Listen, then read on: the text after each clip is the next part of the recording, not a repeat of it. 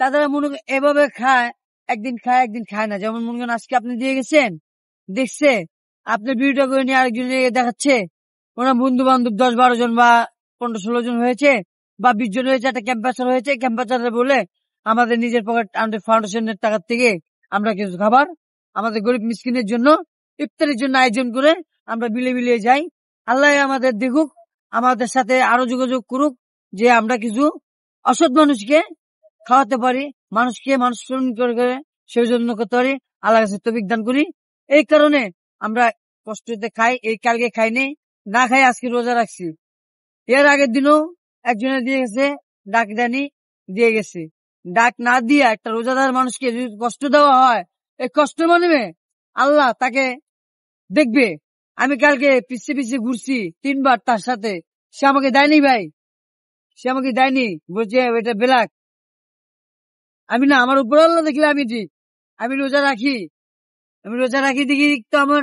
এখন আমি আপনার পিছিয়ে ধরে আমি বলছি ভাই আমাকে একটা খাবার দেন, আমি খাবো, আমার খিদার্ত, আমি এখন খেয়ে আসছি, আবার কখন সে খাবো না খাবো আমি বলতেই না। আমি তার জন্য আমি ভিক্ষা করি, আমার নাই একটা হাতে রিয়া, এই জন্য আমি ভিক্ষা করি। আমি কোনো ভালো জিনিস আলগাইতে পারি না, আমার নিজের সামর্থ্য হচ্ছে আর কি, আমার নিজের হচ্ছে। আসসালামু আলাইকুম। আর আসসালামু আলাইকুম। এমন একটা রোজা রমজানের দিন, আজকে 9 রোজা চলছে। এই 9 রোজার মাধ্যমে আমার এক বড় ভাই আসছেন, তাকে আমি সালাম জানাই। এমনও যারা মুসলিমরা আছে, অসৎ গরিব অসর, তাদেরও সালাম জানাই। যাদের মা বাবা নেই তাদের আল্লাহ বেশি নসিব করুক। আমি ছোট্ট একটা কথা বলবো, আমি গরিব মানুষ, আমার মা নাই, বাপ নাই, ভাই নেই, কেউ নেই, আমার শুধু একটা পরিবার আছে, একটা ভাই আছে।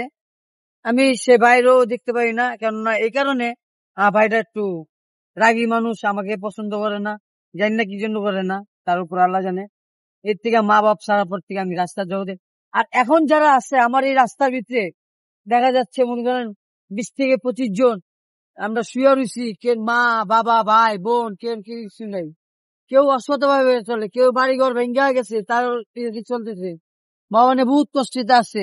আমি তাদের বলতেছি যে কি কারণে তোমরা এখনো এত কষ্ট করে এই রোজা রমজানে, মায়া রমজানের দিন তোমাদের খাবার দাবারের দিন কষ্ট করছে, এই তো আল্লাহ দেখবে, আল্লাহ তোমাদের সৃষ্টিকেন্দ্র করছে, যখন আল্লাহ তোমাদের খাবারের দান করতে পারবে।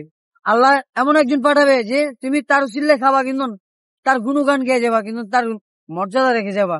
কিন্তু কেউ মা আছে, কেউ মামলা জড়িত আছে, কেউ ইয়াতেও মামলাতে জড়িত থেকে পলাতক থেকে বিক্ষোভ শিক্ষকেরা আরেকটা বিক্ষোভকে নষ্ট করো, একটা মা বাবাকে নষ্ট করো, একটা ছেলে সন্তানকে নষ্ট করো, তা চাও না। মামলার অধিকেও যদি তোমার থেকে থাকে কোনো মামলার ভিত্ত, তুমি সব আত্মসমর্পণ করবো।